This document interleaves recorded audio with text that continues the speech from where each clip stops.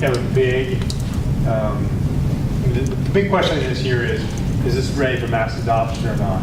How do you see that really being introduced, and what are the opportunities in your respective businesses for virtual reality? I'll start.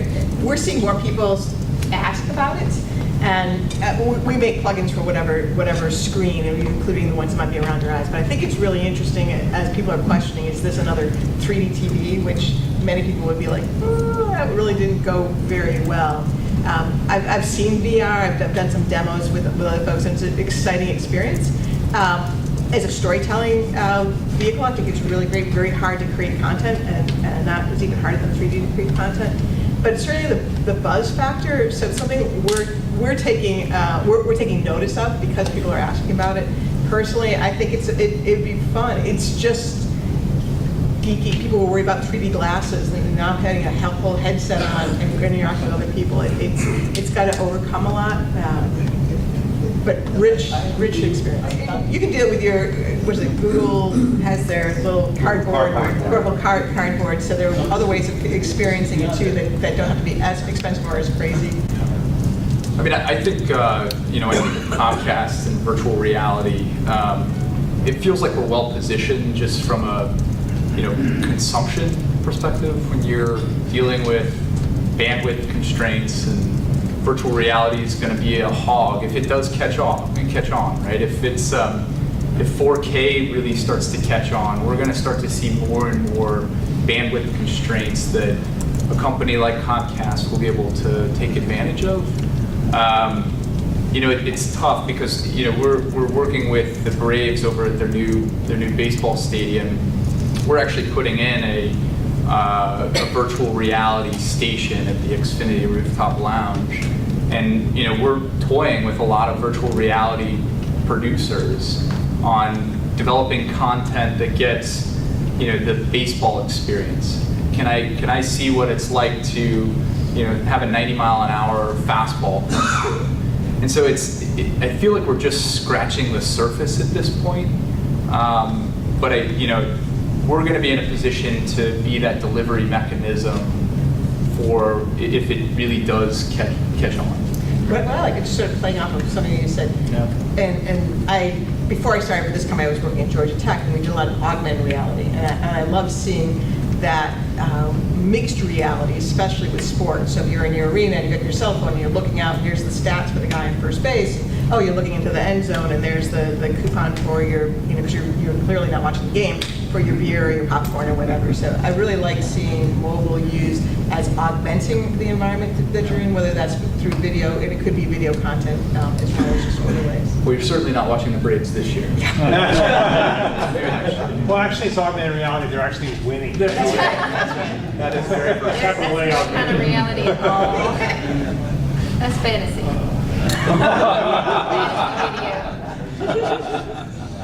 So, Cathy, tell us about with CNET, with the news. What are you looking at doing with the virtual reality?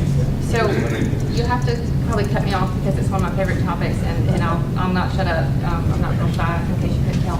But I think VR is fascinating right now, and talk about stuff that's moving fast. We got our first VR camera sent to us. It was like 8 months ago. You know what that thing was? I swear to God, it was a volleyball that somebody had picked GoPros all over, and there was like 9 GoPros on it. And you couldn't even, like, it had to be stationary. And we'd try to film with it, and one of them would go out, and you wouldn't know it until you just tried to stitch this stuff together. So then you'd like got it together, and there'd be these big holes in it. It was kind of the craziest thing. And now these cameras are like this big, and they can sit on top of a camera, and that's within a year. Don't get me wrong on the months, but that's been within a year, and that kind of just changed from a volleyball to take on it. We did some experiments with one of the debates that we did in 360. I was talking about this a little bit earlier, or VR, I'm sorry. And this was in the early days when there were still 7,000 candidates, right? So they're all on stage at the same time, and they're just standing there. And who would think that you would want to watch that virtual, word please, virtual reality. Thank you. But people did, and the hardest thing was setting up the cameras, because we couldn't get in the way of the broadcast cameras, but we had to have like seven cameras around to kind of film it. And the biggest complaint that we got was people said that their headsets got too hot, that 20 minutes was about all that they could stand to have that thing on their face. And then it got really hot, it got really heavy, and their noses were sore.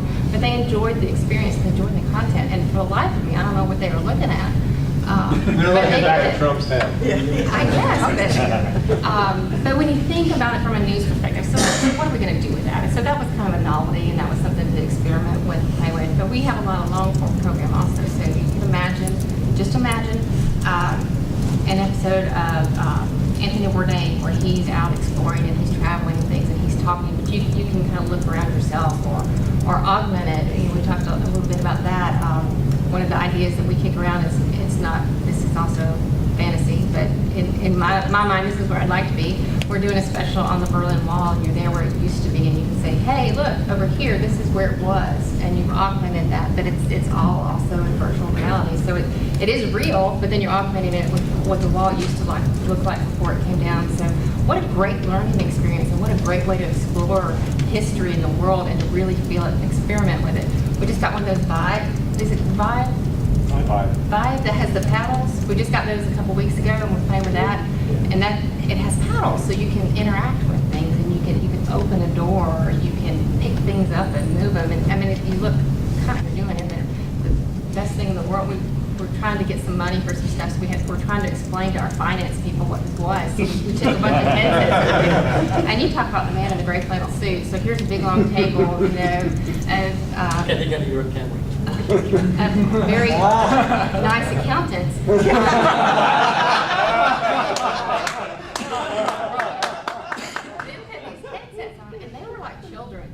They were giggling, and they were just like, oh my God. They had the best time with that. And I mean, talk about something that's going to change our world. I mean, I agree with what you said, like the 3D TV devices that didn't quite work. And this isn't quite there yet either, but it will be. And to your point, when you don't have to have this headset on, but you still have this immersive experience, I want to be part of that, don't you? So, do you find that you can monetize that better because it's You and your shiny? money questions. You don't get money. You can go sit with my accountants. Yeah, I mean, so there's that, but so you can imagine that you're in a VR experience and Alexis drives by, and it slows down long enough for you to, you know, there's going to be some interesting ad executions for that. I don't know what they are yet. DeWalt jackhammers took down the Berlin Wall. Exactly. Yeah. Does down the line where if it's more experiential than looking at the news anchor and being able to see the camera guys do it. Yeah. But live stream, meaning you are there at the event with the ability to do what you do in football games and green screen the ads up wherever you like. So you've got some passive pieces there, but to some extent, I wonder if long term with bandwidth and all that, it isn't going to be more of the experiential niche things where we can then augment that into it, or you're there now and we're on the side of the crash. I think that's exactly what we're headed. Yeah, I mean, I think a lot of exciting areas in VR is when you're that first person. So whether that's you're the football player, or you're the pilot, or you're the skydiver, where you're able to jump into that, or you're the interviewer at one of the debates, that all of a sudden it really flips around the whole idea of entertainment and media and be in the center of that. So it's an exciting time. And it's really whatever makes sense to your content as well. We use, another cool tool is the use of those drones, especially for live news.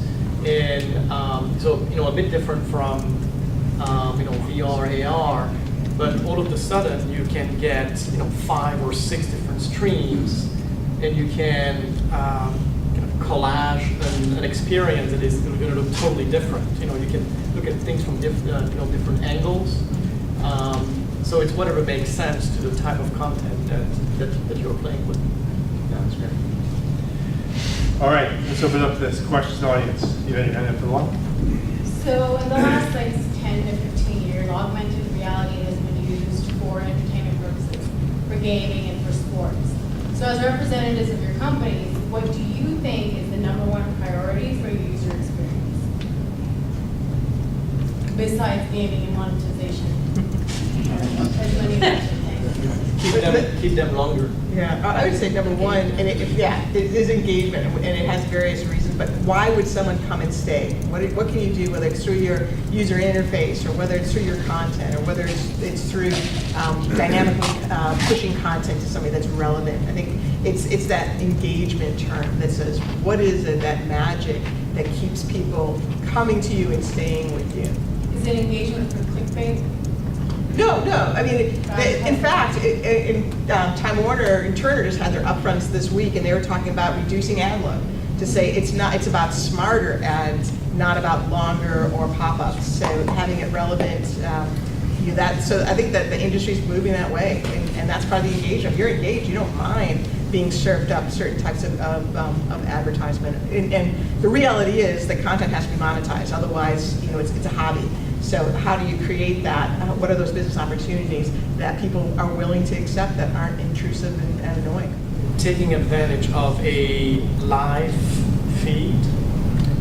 In our particular situation, the kind of the local TV stations, we work with the ABC, CBS, and NBCs of the world, which means that we don't have all the rights to redistribute their shows outside of the traditional TV ecosystem. So as you get the live stream, we need to have metadata associated with that stream. And so now with that data, we know how long our newscast is going to last. We know when the commercial breaks are coming, and then we can real time replace the TV ads with ads that we will pull from our DFP ad server. So replace the traditional ads with digital ads. Now, it'd be great to get tons of information from the Rokus of the world, from the Amazon Fires of the world, but they have a lot of the customer information. So it's it's not going to happen Or the overnight. Comcast. Before you give your question, introduce yourself, name and company. Marcos, Arias, AT&T. The question for each one, and it may be different in the answer, what's the minimum level of quality that your customers find acceptable to experience on a smartphone for what you're delivering? And what are you doing to change that quality for the better?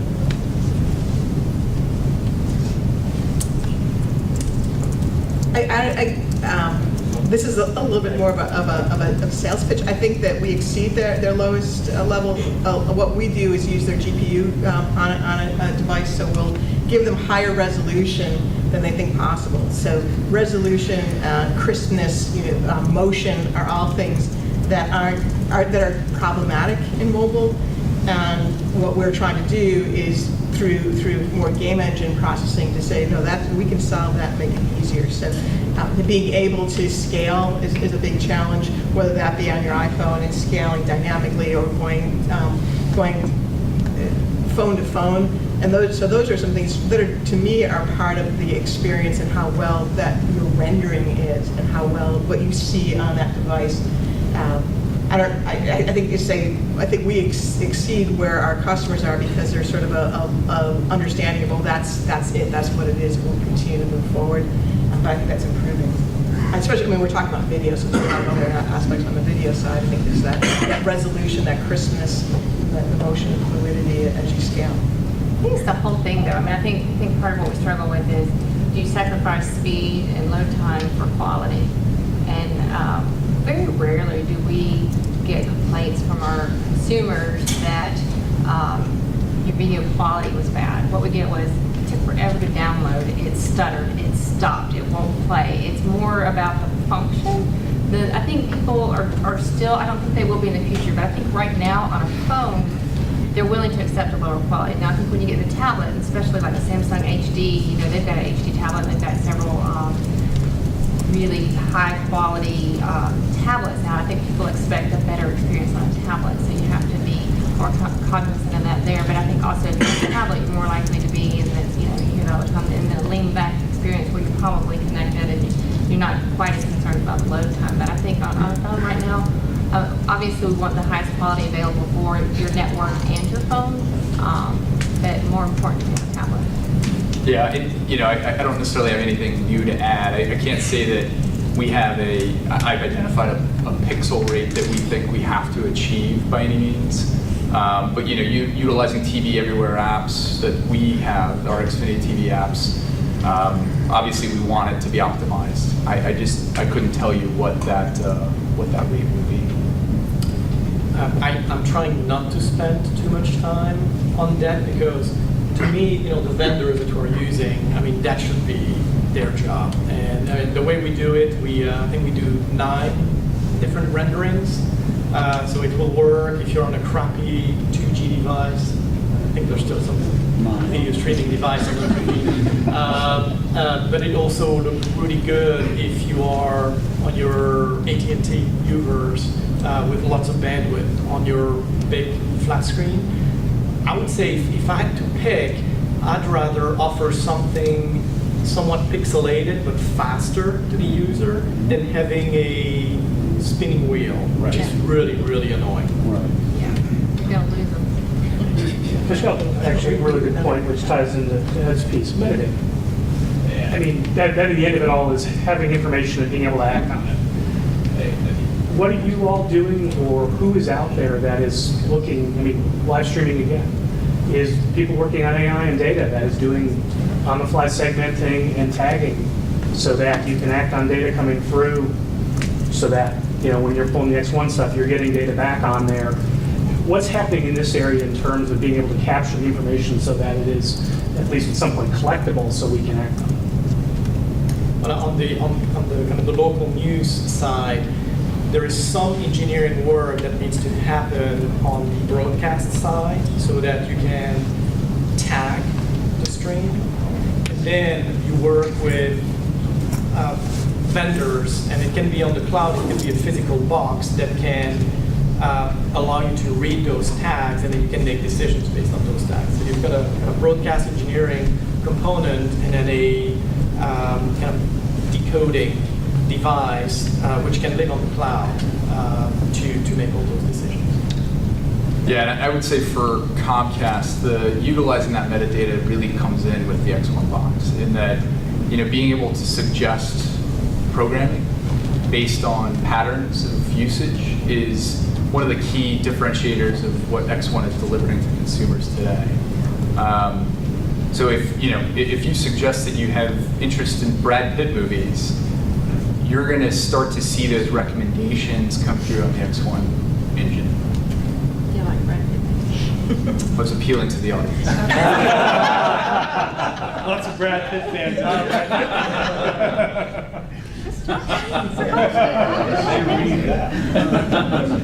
One last question. Going out. Just curious from your different perspectives, how much of this, there's all this video bandwidth going on, how much of that is being consumed in the home versus mobile? Or, and even if it's mobile, is it Wi-Fi at Starbucks, or is it, over your cell phone network?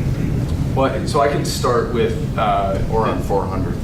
I can start with some of the data that we're getting from our services, which is, we've got 14 million hotspots throughout the country. We used this last year, we saw traffic to the tune of 460 petabytes of data, which is 6 times more than what we saw the prior year. So the usage of outdoor Wi-Fi and bandwidth needs is taking off. Still, the major consumption of that data is within home networks. So even though 460 petabytes is a huge number outside of home, the consumption within the data, and I don't have the number off the top of my head, is that much more. Because the network is stronger within your home. And we still see that the living room or the family room is the center of entertainment for a family. Granted, your teenager may run off to their bedroom and watch their own content, but there's still a lot of activity going on within that home. Great, terrific. I have a question. Yeah, I can do that. Now, I'm almost in the closet. I'm trying to take advantage of that. We've talked about a lot of, how you show it, and basically going off the question you asked is, people are using it, and if you're using it on mobile, then somebody's paying for it. I mean, yes, it's going ka-chink, in the carrier's pocket, but the point is this: where do you think, from a content provider standpoint, what do you think it's going to be, or what it's going to take to have something called sponsored data, where the content provider actually pays for the content to be watched by the end user? Carrier wants their money anyway. So where do you think that's headed, or is that something that y'all are considering? I'm just thinking, like, how would that work? I mean, Sounds like you're double dipping there. I honestly.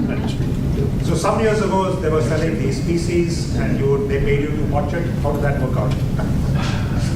Yeah, it's something that says, and that's the whole thing that, the conversation that's been going on, which is, okay, is this a thing as sponsored data? Yes, and that's the whole net neutrality view. All right, hey, let's hear it for our panelists.